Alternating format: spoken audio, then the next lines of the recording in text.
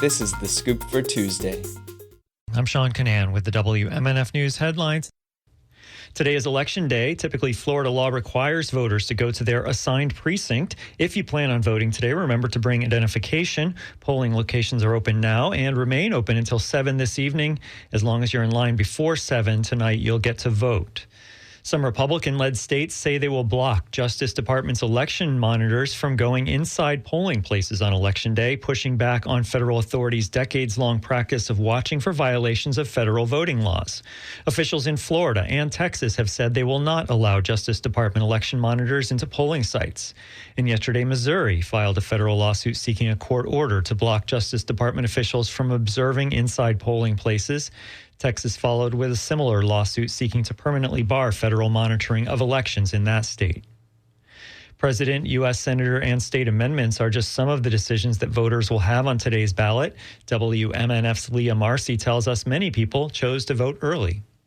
Hillsborough County's early voting closed Sunday. Hillsborough Supervisor of Elections Craig Latimer says it was one of the largest voter turnouts in the county. For the 2020 election, we had a huge vote-by-mail turnout.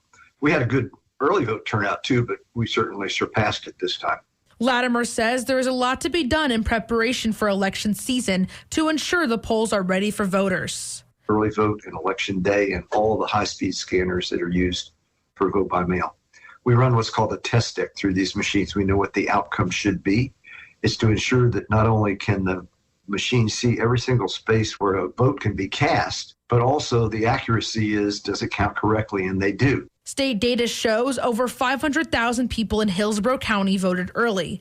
As of Monday, nearly 46,000 mail ballots have not been returned. Leah Marcy, WMNF News. WMNF's Chris Young tells us more about the amendments on the ballot.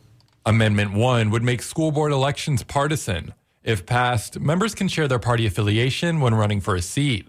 Amendment 2 would protect the right to hunt and fish in the Florida Constitution.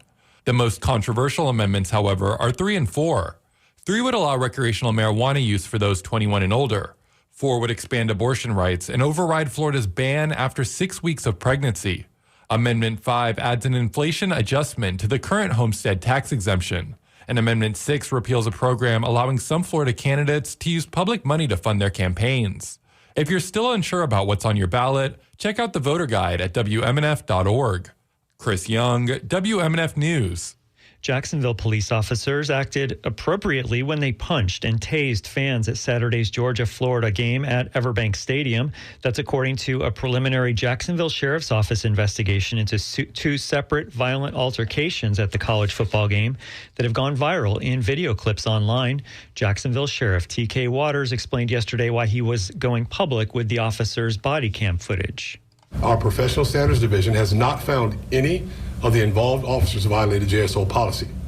Even though the administrative reviews has yet to be completed, we are releasing the body-worn camera footage today due to the significant public interest surrounding these incidents. Cell phone videos taken by onlookers and posted to social media show police in one case struggling with 3 spectators in the stands and in the other tasing and pummeling an argumentative Florida fan. Tropical storm Rafael, which formed last evening in the Caribbean, is located south of Jamaica this morning and is expected to strengthen into a hurricane today or tomorrow. Meteorologist Megan Borowski from the Florida Public Radio Emergency Network says that a tropical storm watch is in effect for the Florida Keys. Rafael will likely track west of the Keys on Thursday before entering the Gulf of Mexico and approaching the central Gulf Coast later this week. Now, residents of the Keys can expect tropical storm force winds to arrive to their area during the day Wednesday. And on top of that, squalls of strong thunderstorms and between 2 and 3 inches of rain are expected over the Keys Tuesday into Wednesday. Thankfully, Florida's peninsula remains out of Rafael's direct path, but winds will become breezy and there will be an uptick in rain chances over the region Wednesday through the end of the week. Borowski says that Rafael will likely approach the Louisiana Gulf Coast late this weekend or early next week. She says the conditions over the central and northern Gulf of Mexico are inhospitable for tropical systems, and Rafael will likely weaken as it approaches landfall at the central Gulf Coast. Today it will be mostly cloudy, breezy, and hot with highs in the mid-80s. Tonight, cloudy and breezy, occasional showers, overnight lows in the mid-70s. And tomorrow, cloudy and breezy with occasional afternoon rain showers and high temperatures in the high 80s. Tomorrow and Thursday have the best chances for rain. I'm Sean Canan with the WMNF News headlines. This is The Scoop, recorded at WMNF Tampa.